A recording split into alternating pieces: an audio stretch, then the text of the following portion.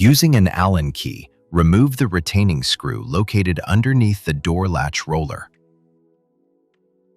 Next, use an Allen key to remove the set screw located inside the threaded end of the spindle, as well as the set screw located in the bottom of the latch roller.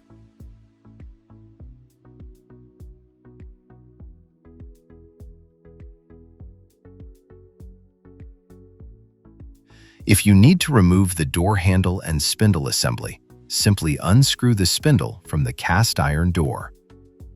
Once disassembled, you should have the following 4 components: door handle, 2 Allen set screws, and the latch roller. Reinstalling the door latch. Thread the spindle back into the cast iron door if it was removed. Reinstall the latch roller onto the threaded end of the spindle. Install and tighten both Allen set screws. Reinstall the retaining screw underneath the door latch. Verify that the latch operates smoothly and securely before returning the stove to service.